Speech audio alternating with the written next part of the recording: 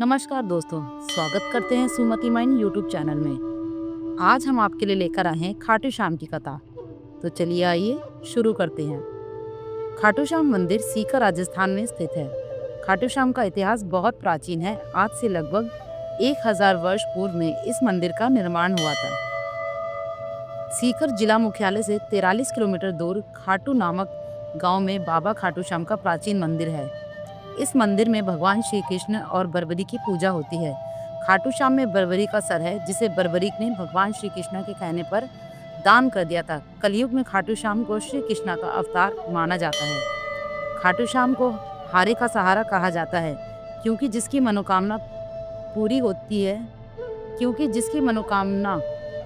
नहीं पूरी होती है, उसको श्याम बाबा पूरी करते हैं। खाटू श्याम का इतिहास महाभारत काल से है। यह पांडुपुत्र भीम के पुत्र थे, जिनसे खुश होकर भगवान श्री कृष्ण ने इनको कलयुग में अपने नाम से पूजनीय होने का आशीर्वाद दिया।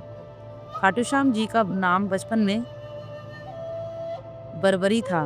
घर परिवार, माता पिता और गुण सभी इनको बर्बरीक नाम से ही जानते थे। भगवान श्री कृष्ण ने इनको अपने घुंघरालू बालों की वजह से श्याम नाम दिया था। खाटू श्याम जी को श्याम बाबा, दोनों का नाथ, कलयुग का अवतार, शीश का दानी, खाटू वाला श्याम, हारे का सहारा, लख दातार, नीले घोड़े का असवार, खाटू नरेश आदि नाम से भी जाना जाता है। खाटू श्याम को मोरवी नंदन भी कहा जाता है। खाटू श्याम जी की कहानी की शुरुआत मध्यकालीन महाभारत से शुरू होती है। बलवान भीम के पुत्र का नाम था घटोत्कच। घटोत्कच का विवाह के नाम से भी जाना जाता है। मोरवी और घटोत्कच ने एक पुत्र को जन्म दिया, जिसका नाम था बर्बरीक। बचपन से ही बर्बरीक ने अपनी माता मोरवी और भगवान श्री कृष्ण से युद्ध काल सखी बर्बरीक ने भगवान शिवा की तपस्या की, जिससे प्रसन्न होकर शिवजी ने उन्हें 3 बाण दिए। ये 3 बाण उनको तीनों लोक में विजय दिला सकते थे। ये वरदान पाकर बर्बरीक बहुत खुश हुए। बर्बरी ने अपनी वीरता और शक्तियों के लिए जाने जाते हैं।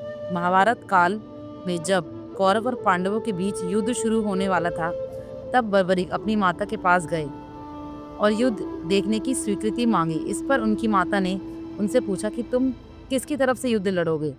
इस पर बर्बरीक ने जवाब दिया, जो हारेगा मैं उसकी तरफ से युद्ध लड़ूंगा। माता से आज्ञा मिलने के बाद बर्बरीक महाभारत का युद्ध देखने के लिए निकल पड़े। भगवान श्री कृष्ण ये सब देख रहे थे। श्री कृष्ण हम जानते थे कि यदि बर्बरीक को नहीं रोका गया तो युद्ध का परिणाम पलट देगा।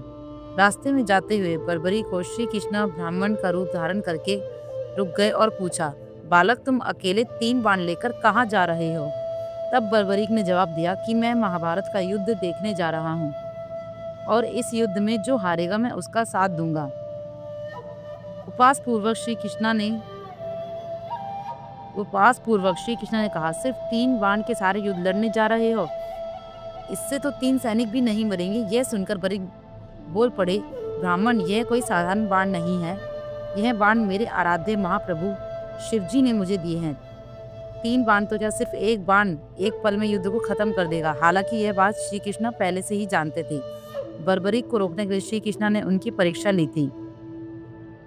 कृष्ण ने कहा, बालक, इस पीपल के पेड़ के पत्तों को भेद कर दिखाओ। तभी बर्बरीक ने एक बाण निकाला और अपने आराध्य का ध्यान करते हुए बाण छोड़ दिया, जो पीपल के पेड़ के सभी पत्तों को भेजता हुआ निकल गया। बर्बरीक ने ब्राह्मण से पूछा, आप कौन हो और मुझसे क्या चाहते हो। इस पर ब्राह्मण ने जवाब दिया, मुझे दान चाहिए, क्या तुम दे सकते हो। बर्बरीक ने इतना कहा, बर्बरीक ने कहा, मांगो, आपको क्या चाहिए।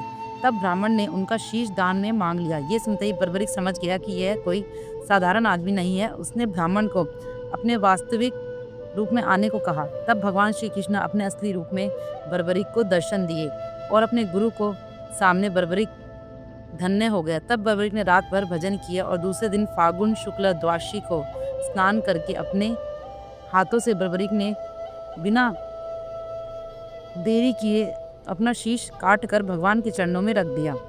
भगवान श्री कृष्ण शीश को एक ऊंचे स्थान पर रख दिया ताकि बर्बरिक महाभारत का युद्ध देख सके। बर्बरिक की दानवीरता से खुश होकर श्री कृष्णा ने उन्हें अपना नाम श्याम उपहार स्वरूप भेंट किया। साथ ही आशीर्वाद भी दिया कि आने वाले युग में तुम मेरे नाम से पूजे जाओगे और जब भी कोई हारेगा और टूटा हुआ व्यक्ति तुम्हारे पास आएगा, तुम्हारी पूजा से उसके सब काम पूरे होंगे। श्री कृष्णा बर्बरिक के सर को एक ऊंचे स्थान पर रख दिया। आज विश्व विख्यात खाटू श्याम मंदिर इस स्थान पर बना हुआ है जहाँ पर उनका काटा हुआ सर रखा गया था। तो खाटू श्याम जी की बेहद अद्भुत कहानी। खाटू श्याम का महत्व कलयुग के साथ साथ बढ़ेगा, क्योंकि भगवान श्री कृष्णा ने इनको आशीर्वाद दिया था कि जैसे जैसे कलयुग बढ़ेगा तुम्हारा यश और लोगों की आस्था बढ़ेगी। आज बाबा खाटू श्याम हारे का सहारा बनकर भक्तों के काम कर रहे हैं और उनके दुख का हरण कर रहे हैं। खाटू श्याम का महत्व इसलिए भी बढ़ जाता है कि इन्हें कलयुग का भगवान माना जाता है। आस्थावान लोगों के हर काम होते हैं और ऐसा कहा जाता है कि जो व्यक्ति अपने जीवन में अपने दुखों और कष्टों से घिरा हुआ है, अपने जीवन में हार मान चुका है, उसे एक बार अवश्य खाटू श्याम जी की शरण में जाना चाहिए। जय हो खाटू श्याम।